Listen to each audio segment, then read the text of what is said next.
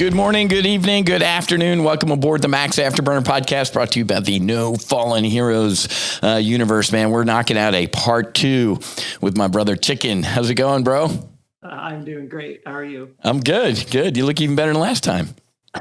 Like it's you know the journey. Yeah. You know the experience, and every day is better. Every day is different. Yeah. I think is a great way to articulate really what this space and time and integration feels like, truthfully. I love that. That's a great way to put it. So that's what we're going to dig in today. So if you're just finding this episode, you got to go back and watch his first episode where he debriefs kind of his past and finding the medicine and the retreat itself. Now, just like they do in Congress, I'm going to allow you to revise and extend your remarks. So 24-hour rule, looking back on the last one, anything you forgot, you wanted to add, you wanted to clean up, any hanging chads? No, not really. I think that we did a good job talking about it, walking through my sort of my life and experience. And I think one thing I always want to reiterate, because I think that your presentation at MAPS is what connected the dots for me. And I think I would argue that a lot of vets and first responders are similarly situated, where we bring our life with us to the career, right? Mm-hmm. And we weren't prepared for the career, right? Because nobody told us what we were really going to do and Correct. See and how to, like the connection of life experience from childhood, young adult, and experience off duty. How you bring that into your work life and how it's this huge cycle. It's always one of the things I like to talk about, the chicken or the egg, right? Like what came first, workplace disruption and frustration, or home life work, but it's all, but I think what's so valuable about what you did at MAPS, and that was what connected the dots for me, is that it is all connected. Correct. They're not these individual parallel universes that don't talk to each other. So. Well, that's a good point, especially, you talked about last time how, you were bringing home the stress of the work stuff, even though you and I are taught to compartmentalize, to not bring that stuff home or to keep things separate. You're so right, man. It's all one. Right. So, you can't pull things apart. So, okay, good. So, folks, you've heard me say this before. If you're a long-time listener, first-time caller, if you know that I believe that integration is 95% of the work. Otherwise, this was just a really cool experience, or not a really cool experience, right? I'm sure you've heard people during your integration like, "Oh, you did that stuff," or "Oh man, it sucked when I did it." It's like, okay, let me guess. You went to a concert and or whatever type of thing. They didn't have the right set and setting, right? The right mindset and setting. So obviously, and no integration can kind of leave you a little bit high and dry. So I remember sitting with Susie when I got back from my first medicine, the Ibogaine and the 5-MeO-DMT, and sitting right down here on the beach in Boca Raton, 6-hour debrief. And at times, I'd kind of check in with what's going on with her, and she just had this look on her face like, what the actual fuck are you talking about? And who are you, right? So, and then, my, kind of 60 to 90 day issues at home, and thankfully Susie went and sat with the medicine. Everything's great. So talk to us through your integration from taking pictures Monday morning at the ranch to getting in your car to drive home to today. Yeah, man, that Monday morning was phenomenal, right? I mean, there's no other way to say it. Beautiful day. Like we talked about that night. I can remember I'll go back a couple steps, is when my brother Brent and I walked back to the Geodome at night, and I think I shared this with you last time. I first thing I did was call my wife. Mm-hmm. I called Nikki, and then he and I just sat together, and this is funny because it was funny. We were so hungry. Oh, that's right. I forgot about this. We had fasted for, we had multiple days of fasting, and plus you just don't have an appetite anyways, because you're nervous, you're busy. Yeah. And the food, by the way, before we forget, Jeremy, and oh my God, man, I just, some of the best eating, and when we did eat, it was just, he's fantastic. No, it's part of the experience, right? It is. Fresh, elk, deer, harvested the fruit right way, connected to all of it. Yeah, that was great. But I think that just that this, I think that Brett and I sat in just like just real happiness that night, right? And I don't know. I think we were out there alone from about, let's say, 8 o'clock until almost midnight, right? Mm-hmm. And it was just awesome. We just sat and we talked the whole time, right? And it wasn't like our previous conversations of, hey, what's under this stone? Yeah. Hey, what's your, but it was more just, honestly, it was just more of community. And so I guess that's what I'm saying. It was sort of like, oh my gosh, what is coming, right? Mm-hmm. Almost like what's the next day? It's like Christmas Eve feeling, like, you're just, yeah. And then the same thing happens. I think for me, we wake up Monday morning, and again, it's like this whole journey anyways, is, am I still going to feel the same when I wake up Monday morning like I felt when I went to bed Sunday night? And oh my gosh, I did, right? But even like what a great day to leave, right? The perfectly blue sky. Well, we experienced literally, I think, the 4 seasons of Colorado, man. We showed up in shorts, rain to snow, the first snow, it was beautiful. And then back to like spring. Yeah. 4 days. Yeah. Just what a great environment. And then for me, I'll be selfish in that moment, is like I was born in Texas. Dad was my dad's a retired Air Force colonel.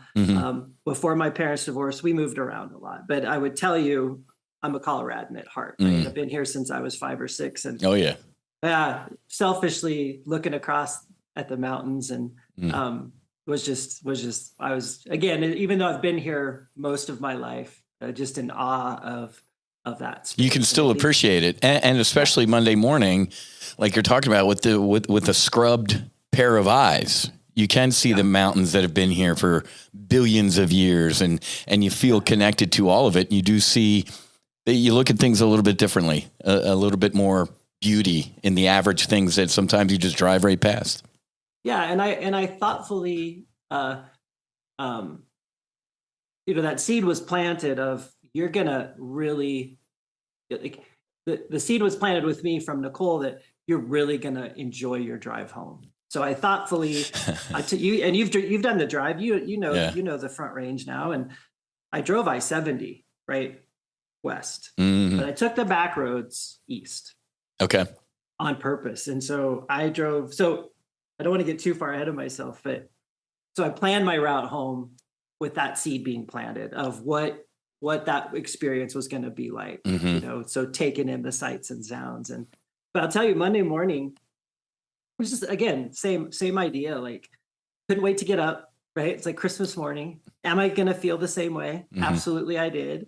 And couldn't wait for us to have that last breakfast together, right? Oh yeah. And that was part of that sense of community immediately, right? You know that better than anyone. But you have that, you have that community, and you can't wait to be together. But then at the same time, when we were taking pictures, I was a little bummed, right? Like, we're parting ways. Yeah. And you have all those questions, and obviously you keep getting answers to those questions, but your questions are, am I really going to be connected to these men and women moving forward? Am I really going to, are they, and the answer is yes, right? You are. And you whether like we're separated, Colorado to Florida, Brent to Nashville, no, that connection is there, and that connection is there daily, and it's super cool. Right. And so I would say that, and then, just taking pictures together. I think we talked about maybe in the last episode, whatever that is, I think, like I shared, I know I sent you that picture. I sent the group that picture. My best Christmas present from my wife, Nikki, right, was the Chicken Whisperer t-shirt, right? Like that she got me, which we could, that sort of also helps tell the story of integration, right? Coming back into your home. And, but that's what I'll take, like that. It was funny to me, peculiar that hen, whether it's the same hen or not, right? We don't know. But that hen walks up while we're taking pictures and starts untying my shoe. Yep. And lets me pick it up, and it's part of our picture. It was so insane. For me, that was like, this is not only strange, but this feels there's something else at play here, right? So, Yep. No such thing as coincidences. God winks.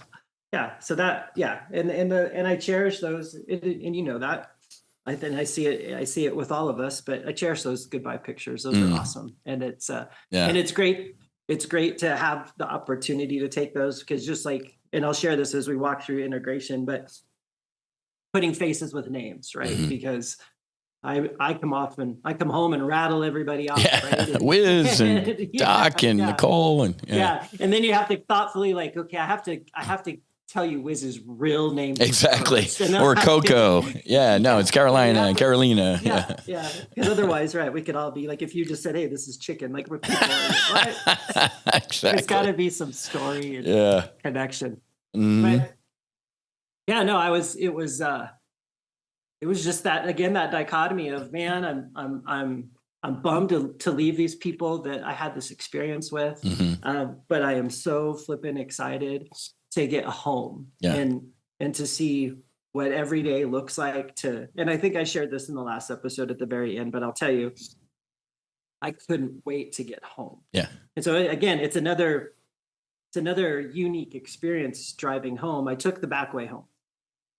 And I don't know, Wiz, if you've been or seen the Black Canyon outside of Gunnison, Colorado. No, not yet. It is, I'm going to promote Colorado here. Yeah. Maybe the hunters and fishermen don't want me to, but the Black Canyon of the Gunnison River is beautiful. Okay. It is a beautiful place. It's 1,000-foot high mountainsides with the river at the basin, beautiful fly fishing hunter. I mean, just a beautiful, beautiful space. And so driving through there. So again, that's again that like these conflicting things at the same time. Man, I couldn't wait to get home.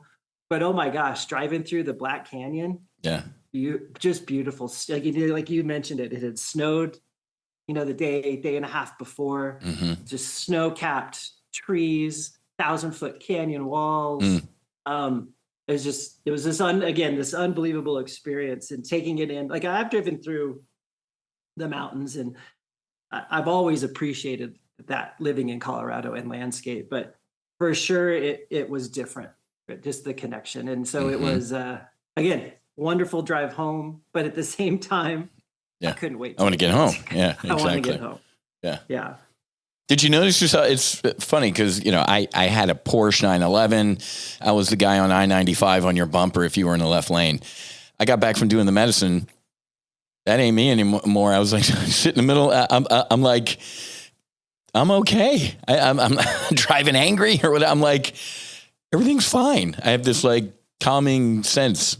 Oh, for sure. I think that that's ongoing anymore with all aspects of my life. Like exactly. What's the rush, right? Exactly. Like, everything's fine. As bumper sticker as it sounds, right? Enjoy the ride, right? Yes. Because this is like another, I guess, it's part of the integration, and it's all things that we know. I turned 54 on Monday. Hey, I'm a New Year's baby. Dude, did I know this? I'm December 31st. No, well, there we go. That's awesome. That's phenomenal. I was a tax write-off. My dad loved me. Well, then you appreciate the 2-for-1 Christmas. Oh, yeah. I forgot about that. Yeah, I forgot about unpacking that childhood trauma. Here's your joint Christmas and birthday present. That's great. Yeah, I didn't know that. Yeah, I've been. Yeah. I'll tell you, I've been having these. I get it, and I know. I've got men and women I've worked with that are older than me that I've known for 20 to 30 years, and I've listened and I ask a lot of questions. I have, and even my best friend's dad. I remember him telling us when we turned 40, we were both like, "Oh, we're so old," and he was like, "Oh, wait till you turn 60. That's when it sucks, right?" And so you can't I remember him telling us you could do anything you want when you turn 50, but once you turn 60, that's when the wheels start to come off the car, right? Oh, great. Yeah, no, but that was sort of my mentality a little bit, was, oh man, maybe I'm not looking forward to getting older, right? For real. And this, I have my paternal grandfather, also a retired Air Force colonel, joined the Army Air Corps. You'd appreciate he was a pilot. Man, Whiz. wow. Graduated from the University of Kansas in 1932. Took a second lieutenant commission in the Army Air Corps. Wow. Obviously nothing going on pre-World War II. Sure. Flew for Pan Am. Flew from Miami to Rio in that right. The Clipper. Yeah. Yeah. Mm-hmm. Yeah. and then as things ramped up, took a commission back in the Army Air Corps and a full career in the military. And oh man. But no, I just think that he lived to 96. So and he was a guy that I really I obviously, right. I loved my grandparents deeply, and both my grandfathers were that generation. Greatest generation. They both fought in World War II. My maternal grandfather, a Marine, enlisted with other men from Denver to go fight in the Pacific, and my grandfather flew. And but I was thinking about, so that's why I bring them both up. My maternal grandfather, Joe, I named my son after him, Joe. Just Joe, not Joseph, Joe, which has always been, I've always had to explain that. Right? Yeah. But he died as soon as he retired. Right. He worked to 65 because his work ethic was, I have to take care of my wife and make sure that she's well situated. And he got malignant melanoma, and he died shortly after he retired. And I was 18 when he died. I remember that dearly. And I remember laying in the bed with him at Lutheran Hospital when he took his last few breaths, right? Laying next to him. But then I compare him contrast him to my paternal grandfather, who lived to 96. And so that longevity, and he got up every day and walked a few miles every morning. He always had a dog because he was always active, and he was always engaged. And he always was, they were both always forward thinking. They're always thinking about the future. And I know, like, living in the present, but that's, I guess, the long-winded way of me saying that it's really helped. This whole experience has helped me reframe, not, oh my gosh, I'm turning 54, but I'm only 54. Only, correct. And if God gives me 11 years more, like my maternal grandfather, or God gives me to 96, man, what can I do with that time? And it is so different today than it was before. I'm not scared of it. I'm looking forward to it. Is retirement the end? No, because that's what we identify as firefighters, paramedics, right? Yeah. Pilots, soldiers. I'm still who I am. I'm Chris. Yeah. Right. I'm a father and a grandfather now, and a husband and a son. And my dad will turn 80 this summer, and we're gonna go celebrate his birthday. But yeah, is it retirement or is it a career change? Is it what's next? And I think that for me, and you know this already, and my mom always used to say that, like, I don't know if I ever shared this story with you, this specifically. I didn't grow up as a little boy wanting to be a firefighter. And who knew what a paramedic was anyways, right? Yeah. I know a lot of us watched Emergency. Yeah. Right? Squad 51. But it still didn't, none of it. Roy Gage and Johnny DeSoto. It never spoke to me. And I was a kid that was a bit lost. Hey, I want to skateboarding, playing soccer, and snowboarding, right? And I remember I was 20, and my mom handed me an application to EMT school. She's like, you need to do this. Mother's intuition, right?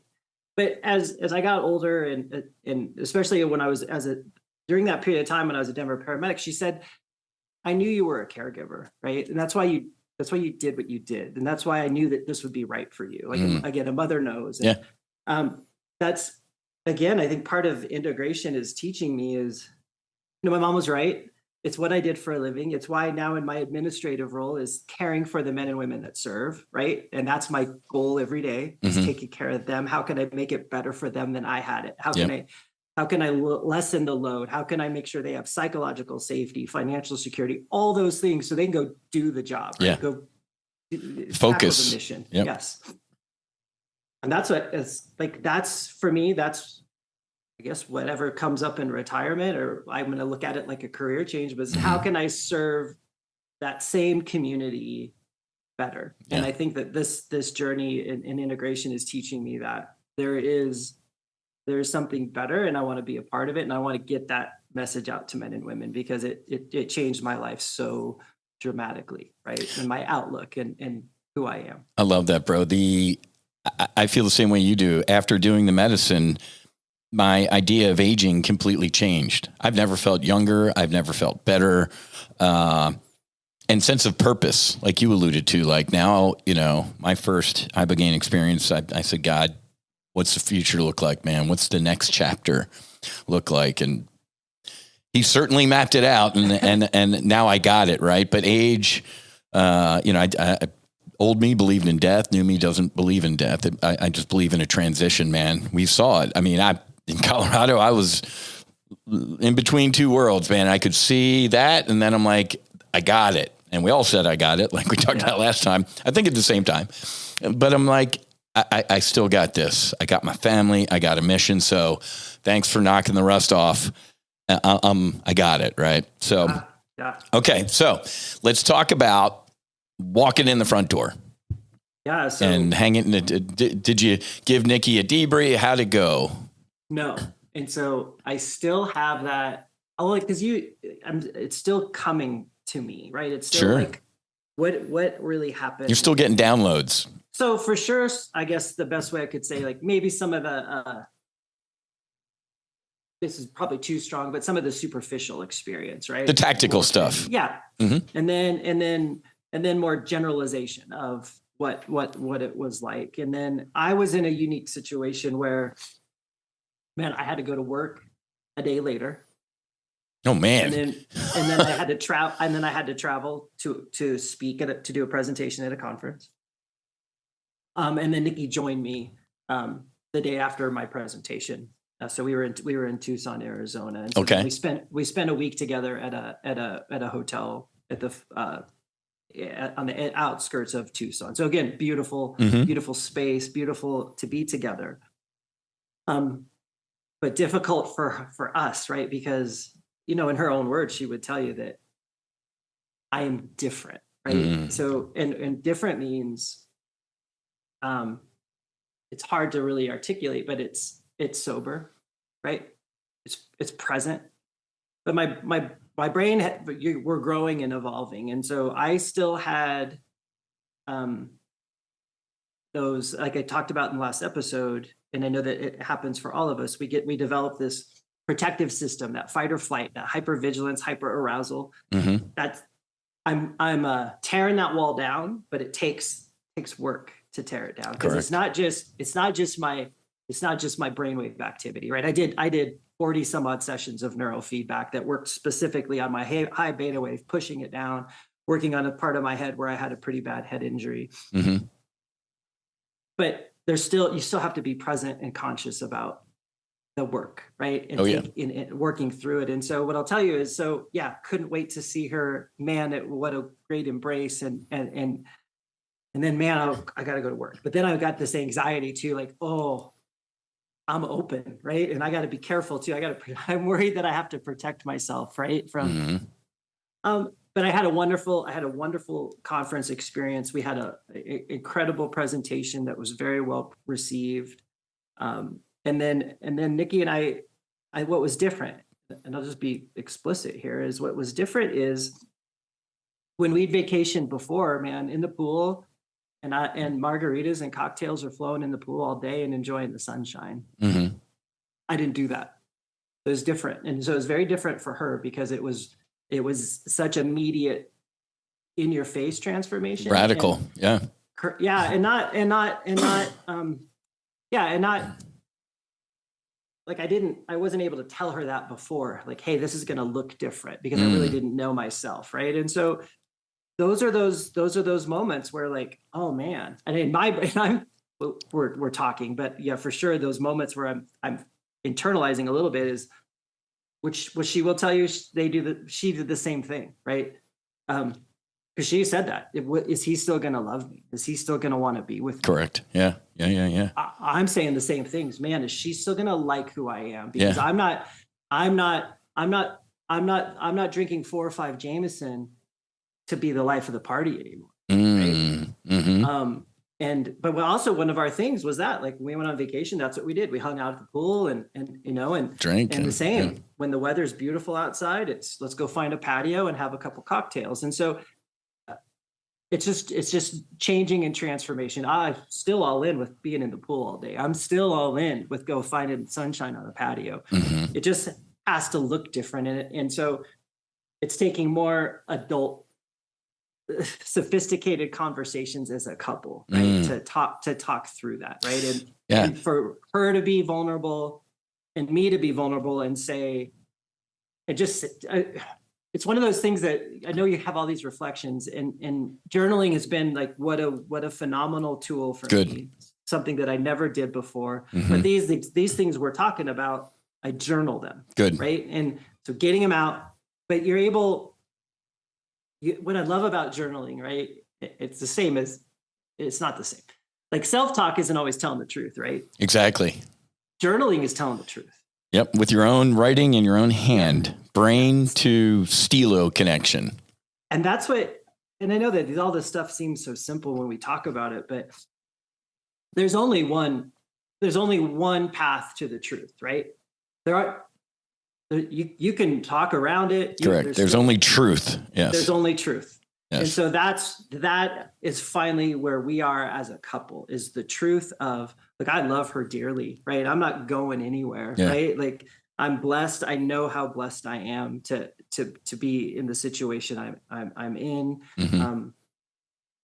And so now we can build it back out from there. Like, what habits are going to be different today than they were in the past? And this is like,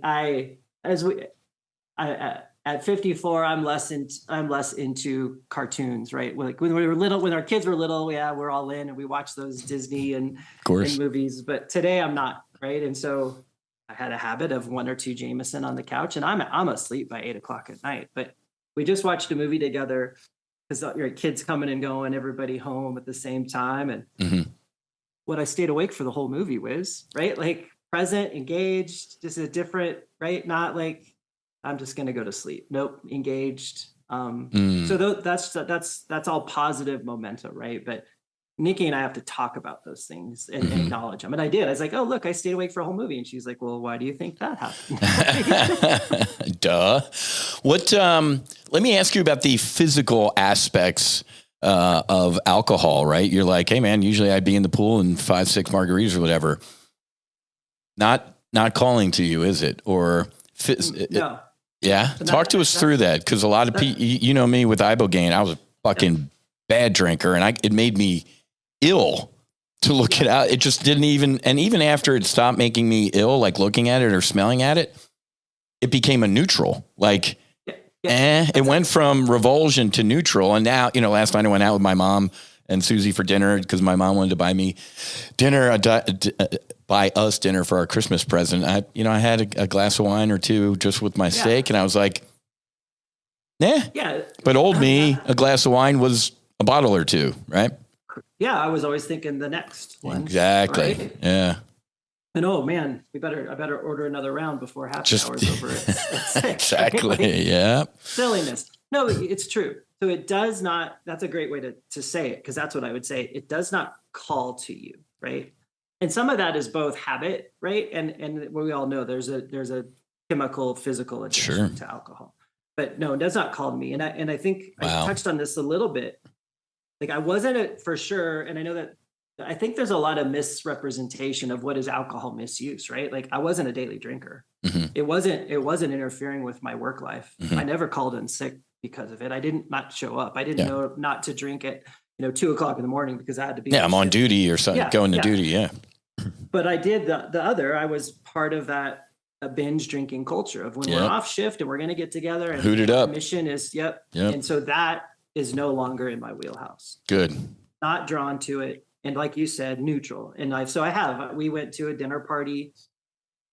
I should say dinner party. We just went to a couple of my wife's coworkers' house, and they had recently gone to Napa. They brought bottles home. They wanted to do wine tasting, and that's what we did. And that was fine. But I had no agenda to right? Like, oh, look, my glass is still 3/4 full, right?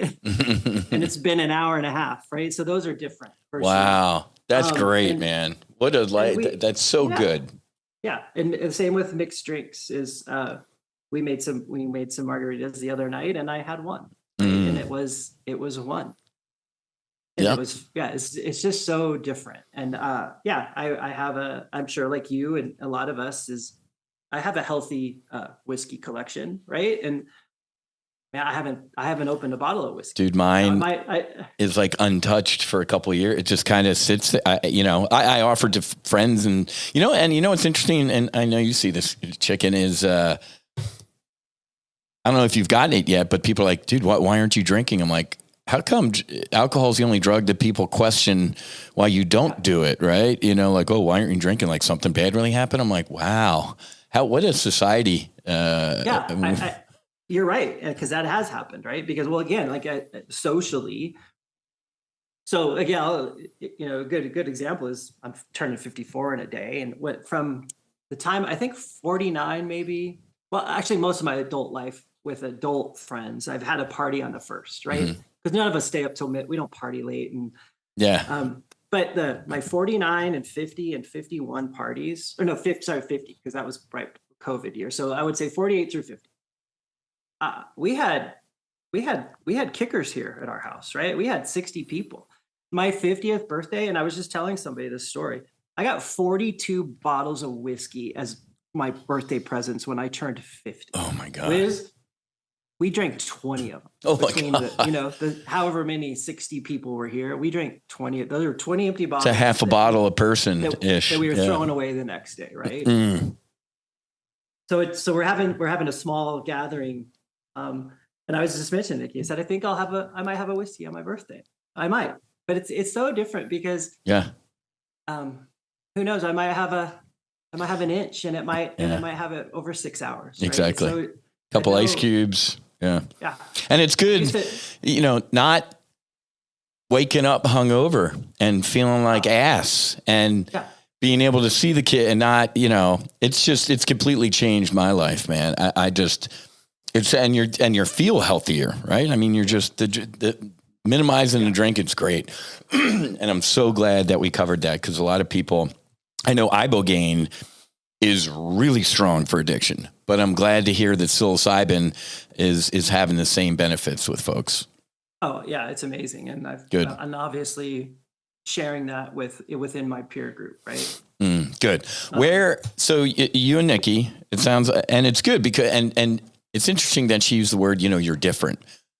So before I went to this retreat, I was a certain way, and now I'm different. Right. So, it's an interesting word to choose, or you're back to being actually who you were before all this shit got put on top of that perfect soul. It's an interesting, people like, oh man, you've really changed. I'm like, it might appear that way, but I kind of feel like I found me again, and I'm getting back to doing the inner work. And this is actually who I am on the inside without some of the hurt or the pain. And this is what I look like healed.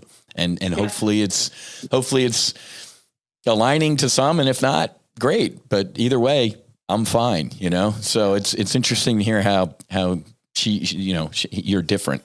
Yeah.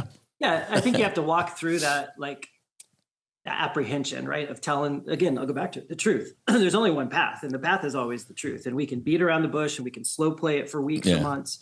It's still going to be there, right? Yep. It's still going to sit there, and Correct.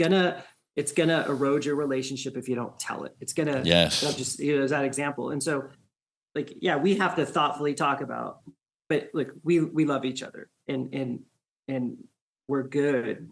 We just have to work, right? No, it's Is there anything we can do better, No Fallen Heroes Foundation, with the pre-flight prep? Me, Nicole, because I always tell people, I'm like, make sure your spouse is kind of, I know Nicole talks to them or tries to, and let me just share for folks, if you're a new listener, when I first did the medicine at the Mission Within in Mexico, they sent us a manual, and it's funny because I'd read like a page and a half of this manual, and I'm like, all right, I kind of think I know what's going to happen. And then they'd have a paragraph that said, by the way, nothing can prepare you for what's about to happen. I'm like, whoa. Then I'd keep reading another page and a half. I'm like, okay, I feel better. Same paragraph. By the way, no. I'm like, what are you people doing to me? But after doing the medicine, I get it. They gave me enough intel to be comfortable, but then what I experienced, there's no way they could have put in a manual. So I get it. I'm a little torn, like, dude, there ain't no fucking preparing for this, but actually there is. So could we do a better job for a Nikki or a first responder spouse, husband or wife going forward? Was she as up to speed as she could have been? No, not at all. Right. For sure. So, I shared with her what information, right, I got.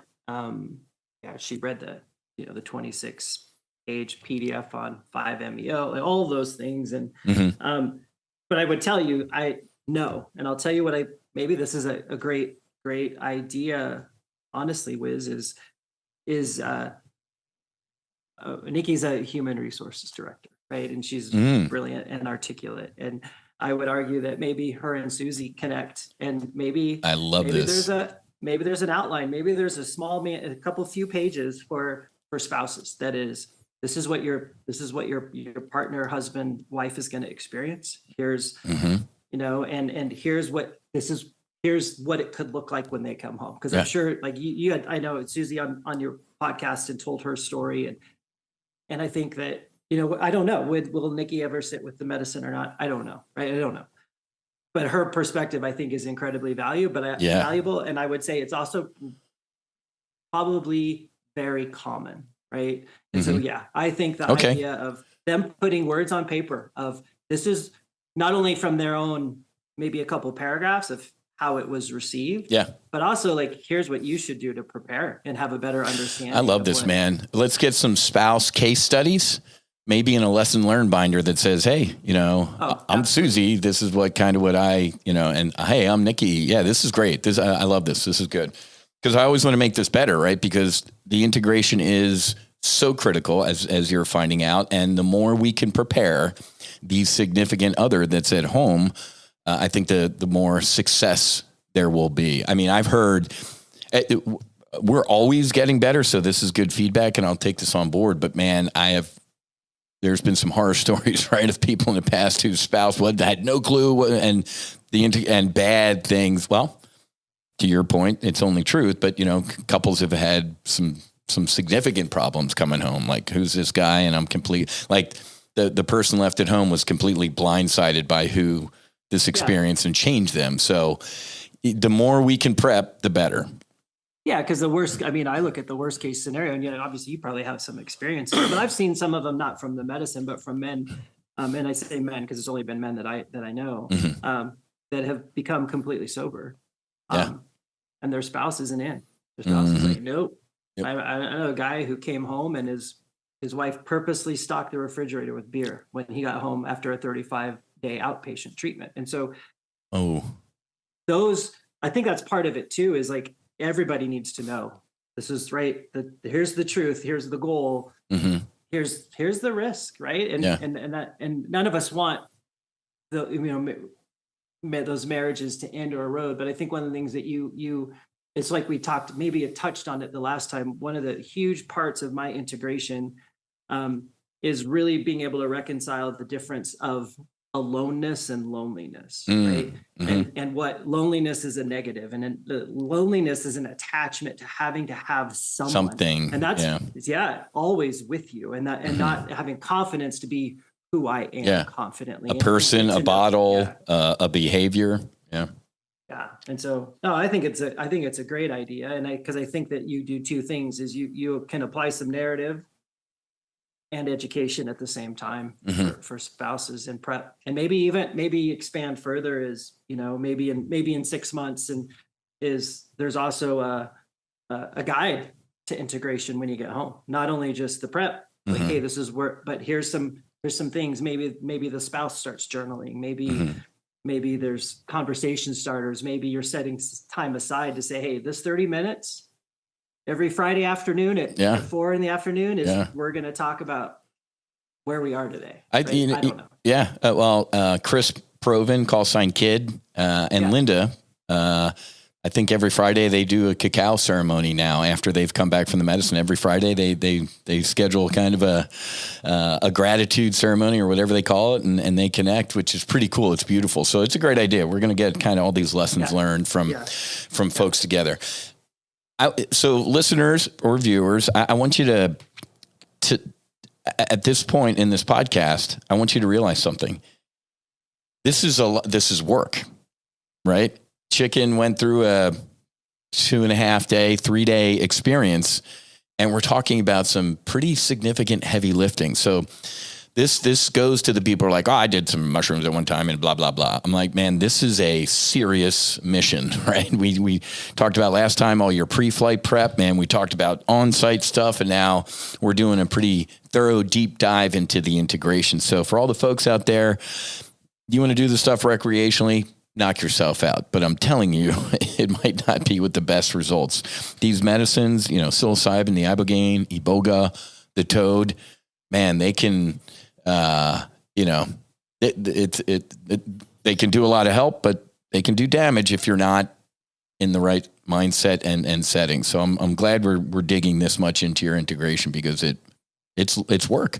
Let me now, speaking of work, in your leadership position, how can are people reaching out to you? Are people starting to, and what's the departments? Because, you came, you're an active duty guy. How's your leadership viewing this, and you, and is anybody reaching out on the back radio like, hey man, when's the next retreat and can you sign me up type of thing? Give us what's the view from above and what's your view down?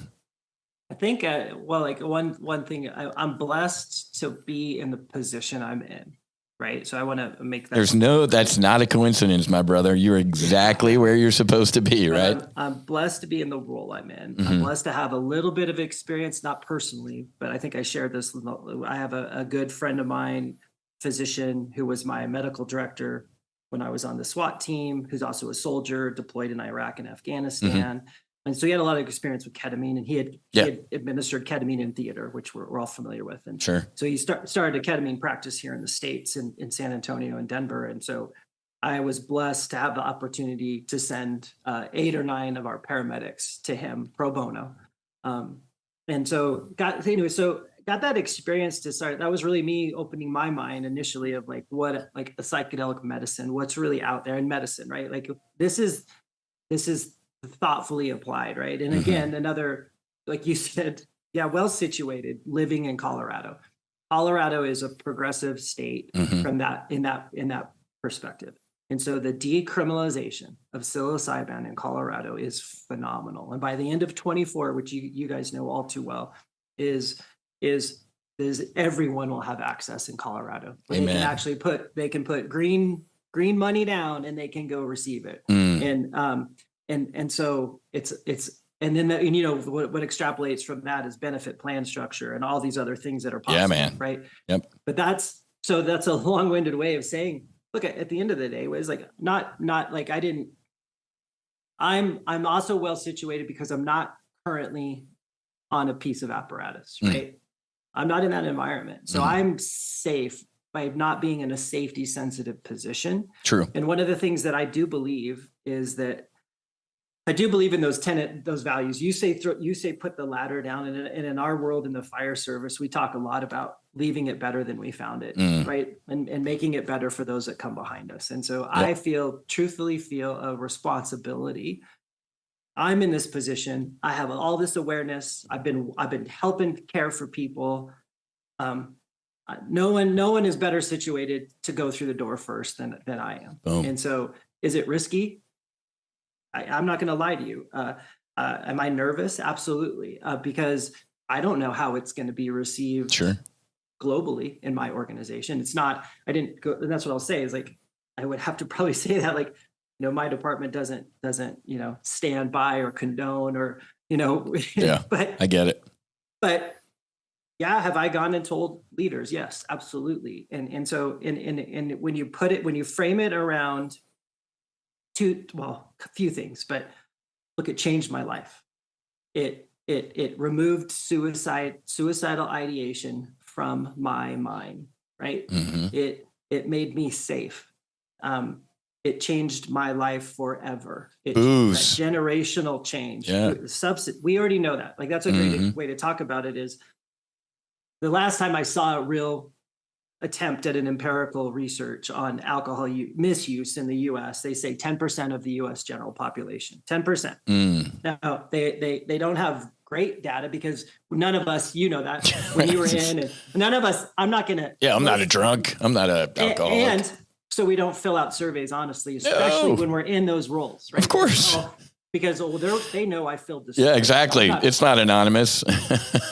So it's a guess. They say, 20 to 25% of first respond. I'm going to say it's a third to a half. I would have said a third to a half too. I'd agree with that. Yeah. And so this is the potential to remove that. I mean, I watch, and again, I can't say men and women, men at this point in my career have to leave the organization because of alcohol. Yeah, man. Right. And these are, we're blessed. They get second and third chances. Sure. We take care of them well. But man, what if? And that was a question that was posed to me when I revealed this to leadership. Is, man, other people's names came to mind for them. Would this be a good fit? And these are men that no longer work for us. Wow. Right. But also, yeah. So I'll be honest in this moment. I am fearful that people could say, hey, you don't represent the values of our organization and we want you to leave. But I'm going to tell you today that's just like you said, you're not scared of dying. I'm not, doesn't scare me. It doesn't terrify me. Yeah. I believe in serving the men and women that do the job. Yeah. And if I can go through the door first and I can tell my story out loud, then I'm all in, and I'm all in. And so, wow, there's got to be a first, man. I'm an aviator. You're a firefighter. In that you there's got to be a first, man. You gotta walk through that door, and you have. And the best way, like we've hit numerous times, man, there's only truth. When you lead with your heart and your truth, you can't fail, man. It's impossible to fail. If there's any things that appear like failure, that wasn't supposed to happen, or that wasn't truth. So, well, one thing I was thinking of was, for me, it's all about the narrative, right? And so, no different than the idea of maybe Susie and Nikki and other spouses get together and talk about a pre-flight, which, after an integration, and even opportunities to talk to them, right? Yeah.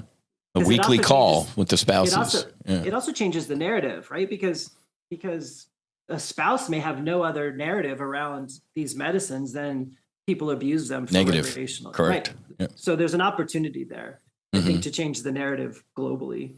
But to answer the rest of your question, yes, I have men and women reaching out to me on a regular basis. Yes, we are going to try to figure out how to navigate this space safely and responsibly, and with, like you, sophisticated approach to getting men and women help. And is bumper sticker, right? Is saving lives. And how do we do it? And I believe this is a path to it. And yeah, I've got people in my queue, right? I talk to people regularly. When I talk to the substance use folks, we have a I think I shared this with you before. We follow loosely the FAA HIMSS program, which is that Human Intervention Motivational Study, which is their substance use program. And so what we've done is we've propped up pure alcohol counselors in our firefighter population. So men and women that have actually been through it, that have gone and are in recovery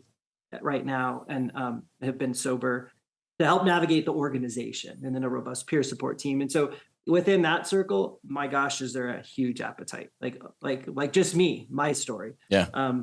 Because no one would point their finger. Now, for sure, they'd be like, yeah, Macklin always went too far when at the party, right? Blah, blah, blah. He's the guy for sure, climbing balcony to balcony at the hotel.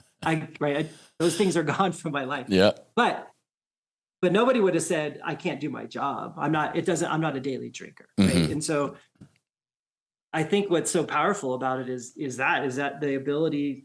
I mean, just imagine those men and women that we do know, that have been identified. Correct. And if you go from like our organization, and we're fairly generous. We're very generous. Is our men and women have a year to get better. they have a year, whether they tear their ACL or whether they have substance use or mental fitness stuff. Give them a year to be offline. And well, imagine. So let's talk about both post-traumatic stress injury and substance misuse. Imagine if, man, they're off for a weekend and then maybe 30 or 60 or 90 days, and then they're back on the line. Instead of a year, 9 months, what if we could shorten that window of time, right? And I believe that this is a great opportunity for that. I'm not, like you alluded to, you've had guys go out for 30-day treatments, come home, there's beer in the fridge type of thing. 30 days, folks. And this isn't for everybody. I always have to say this stuff, but Chicken got in 3.5 days what some people don't get, actually, or they do these long. God, somebody was like, dude, I have a buddy going to Texas. He's spending like $100,000 for some. I'm like, are you insane? Are you insane? Maybe that'll work for him, but the success rate that I've experienced over these past 3-4 years is insane compared to the amount of money they throw into these places in Malibu or whatever. And man, and it just doesn't work. Right. So you're right. It's interesting because maybe if some of your leadership is kind of giving you a hairy eyeball, instead of talking about the human element, you bring up the cost savings, right? Or the productivity. Because when I was meeting with a congressman who shall remain nameless, I could sell the whole saving lives, 44 veterans a day type of thing, dying thing was just kind of like, okay, what time's my next meeting? And I'm like, the fuck, man. So I'm like, oh, by the way, I forget the exact number. I had it in front of me, but if we healed veterans with these medicines that have PTS, it would save, I forget, it was like $250 billion a year. And the guy's like, oh, he like perked up about the money. I'm like, you didn't perk up with the saving the lives, but now you're talking, well, that's good. We'd reduce prescriptions and get people back to being able to kill other humans. I'm like, well, that's fucking great. So maybe you can, at least with anybody above you who's got like, be like, okay, let me go over to the Excel sheet and maybe you'll care about that. I think it's all about, like, again, we're blessed to be in Colorado, right? And because that it sets us up well for this to be successful. It's legal. In an active duty population. It also, just like you said, we a 16-week fire academy, we estimate. So with their wage, what it costs our recruit training officers, we estimate $100,000 when a recruit graduates from the academy. That's how much it costs, $100,000 with their actual wage, their benefits, the RTO wages, the time, and everything, the building, all those things. Yeah. So, and then extrapolate that, you're as a tenured naval pilot, what is the loss in institutional knowledge? Oh my gosh. True experience to lose someone 10, 15 years into their career is $1 million easily. Right. And so I do believe that is another great path. And you've seen them, I've seen them. What if, because I had to learn this because I didn't know, but as I start helping navigate and direct our alcohol misuse program, the word relapse, right? And so, it's just part of the game. Hey, relapse is common. Yeah. And I've gone to leadership and explained this to them. Relapse is part of the experience. So we have to start learning to accept that we may send somebody out for 30 days and they may need to go again in 90 days. For me, this is what I see. I see a potential to remove that from the narrative, truthfully, that maybe relapse isn't, if this is the medicine that we're using for alcohol misuse. And God bless AA and the 12 steps and all the literature, but one of the founders of AA actually had an LSD experience, and the physical, and I get all that stuff, but man, these medicines going in and finding what's wrong with you, so to speak. And again, I love talking to the doctors with the beakers and the lab coats and all the booger eaters, like scratching their chins every once in a while going, yeah, we don't get this. So I'm like, maybe you're not supposed to. But the fact that I was a boozer and I can't even look at it right now, it makes me want to retch. There's something to this, right? So, I think getting rid of the physical cravings. I mean, I was a coffee fiend. I had to drink decaf for it was a complete system reset. So there's something to be said for using these medicines for substance abuse. And I'm so glad to hear the psilocybin did that for you, because this is I'm starting to get more experience with psilocybin, and but yeah, I could not be more happy with all this stuff. All right. So work's going good. Everything's good. And not to, you obviously have your down days, right? How do you look at, since you've done the medicine on these down days, because nobody's sunshine and lollipops all the time. Talk us through your downs. Do you look at them differently? Yeah, you do. I think you rationalize your perspective, I guess is the best way. The down days are for sure. Anxiety around work, still going to happen. I've got deadlines. You've got personalities. I think one of the things is, again, it goes back to that. There's one path to the truth. So there's one path to doing things right. And so that's helped me too, because it reduces a lot of that to noise, and you're able to think through that. Like, hey, okay, I also be thoughtful and careful about this person, how they're going to take the information, but I'm also less tolerant of that time it takes, because if we know the truth, let's move towards the truth. So it's helped me from sitting on things and being anxious about how people might take it. It really just helps put all the pieces in place of like, that's not what's important. What's important is the mission, the goal, the truth.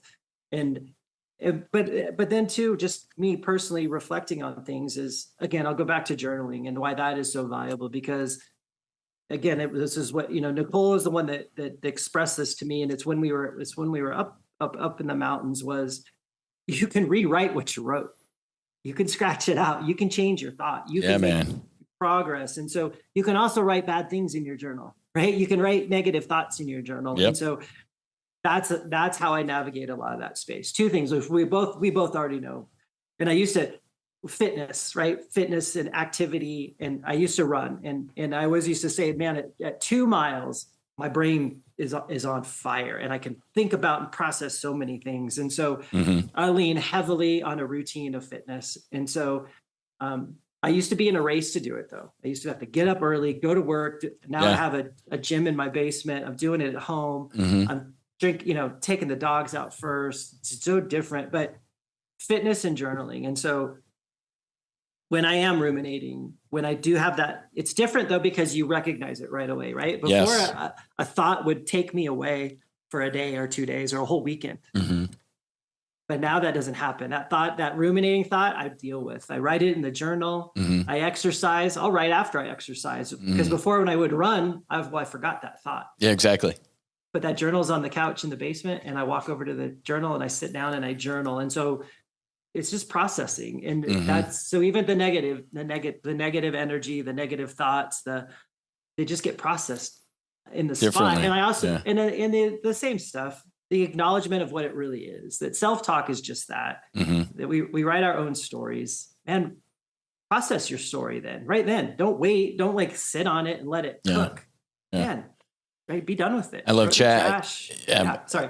No, Mental Joe, you got your Mental Joe shirt on. I love one of his other shirts. It says, "Don't believe everything you think." Oh, yeah. Which is the truth, right? Yeah. So true, right? Don't believe everything you think is incredibly helpful. And I'm glad you said that, because it sounds how my integration was and still is to this day. Old me on a down day or in some sort of negative thing, I'm in it. It's a dogfight. I'm in it. Yep. After the medicine work, I can kind of hover outside of it, so to speak, and go, okay. Or, old me would have problems with people. Now I see they're a soul. There's a good person. Old me be like, that guy's an asshole or something like that. Now it's like, nah, man, there's a soul in there. It's a perfect soul. There's some issues on the top. So my empathy meter, the medicine fixed my empathy meter. I was not an empathetic person. If you weren't a family or a friend, you can go fuck yourself. Now I am that person. I am that homeless guy on the street. I am that Israeli or person in Gaza. We are all, to your point, we are all one. So my down days are definitely a lot different. I'm not in it. and I'm not hitting the bottle or something like that. I can step out of it. And I know I got to go put my mask on. So I love hearing that. Yeah. And I think too, for me is then my down days are mine. That's a different too. Yeah. Because down days before were the whole family. Everybody's, yeah. Right? Yeah. Down days were everybody's, not just mine. Which is horrible to say this out loud, but I never took it to work. Mm-hmm. For real. I was the happy, like I said, dark humor I was so good at dark humor. I mean, we could run the worst thing on the planet. And man, I had 1,000 jokes by the time we got back to the firehouse, right? Yeah. To de-escalate, to diffuse, to rationalize it. But I took work home in a different way by closing down, not being present. And I used to take drinking bad days and other people felt my bad days. Yep. This has helped me not let other people feel my bad days because I'm dealing with my bad day. And now I talk about it. I speak now. I actually open my mouth and tell Nikki about, hey, imagine that. Hey, my day was shitty. Yeah. And how about I listen to you and hear about your bad day? Right? So it's good. That's the positive of the negative, right? Is awesome. Dealing with it, right? Yeah. I'm glad you said that too, because I remember the first phone call with Susie after I did the medicine. I listened to every word she said.